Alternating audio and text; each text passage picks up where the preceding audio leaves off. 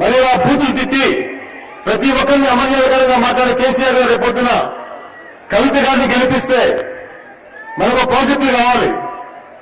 ఉదాహరణకి దాంట్లో టీఆర్ఎస్ మేనిఫెస్టోలో ప్రతి జిల్లాకి ఒక ఎయిర్పోర్ట్ కావాలంటారు.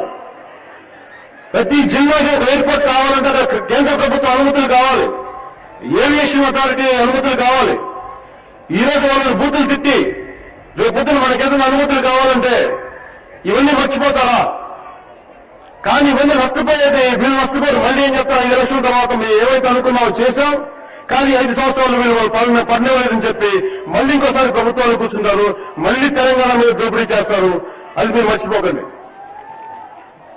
అలాగే మన కాలేజీలు ఉన్నాయి, సరైన కాలేజీలు ఉన్నాయి. ఇంతమంది యువత కావాలంటే సరైన వొకేషనల్ కోర్సెస్ కావాలి, వృత్తి విద్యలు కావాలి. ఒక చదువు చదివితే జాబ్ రెడీ అంటే ఉద్యోగం రెడీగా ఉండే చదువులు కావాలి. అంటే అలాంటి ఎడ్యుకేషన్ సిస్టమ్స్ కావాలి. కానీ ఇవన్నీ లేవే. ఇవన్నీ కావాలి అంటే మరి ప్రతిసారి ఇప్పుడున్న ఎన్డీఏ ప్రభుత్వంతో కానీ అటువైపు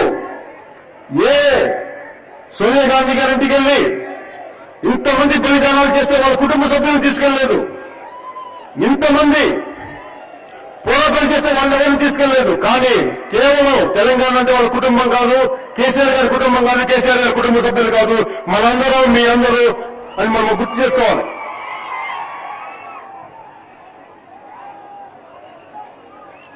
ఇలా ప్రతి సమస్యకి రేపొద్దున ఇరిగేషన్ ప్రాజెక్ట్స్ కావాలన్నా, రేపొద్దున మనకి పసుపు బోర్డ్స్ కావాలన్నా,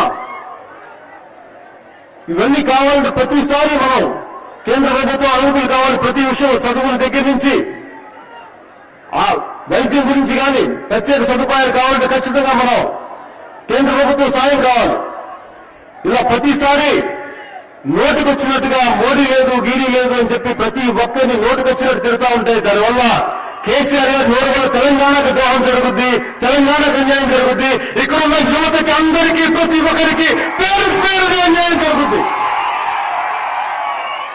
ఒక బాధ్యత గల నాయకులు మాట్లాడే విధానం కాదు, ఒక బాధ్యత గల నాయకులు రాజకీయాలు చేసే విధానం కాదు, ఒక బాధ్యత గల నాయకులు ప్రభుత్వాలు నడిపే విధానం కాదు. వీళ్ళ చేతుల్లో తెలంగాణ పెడితే తెలంగాణ ఇంకోసారి మోసం జరుగుద్ది, మోసానికి గురవుతుంది, దెబ్బతింటుంది. దయచేసి అది మీరు ఎవరు మర్చిపోకండి.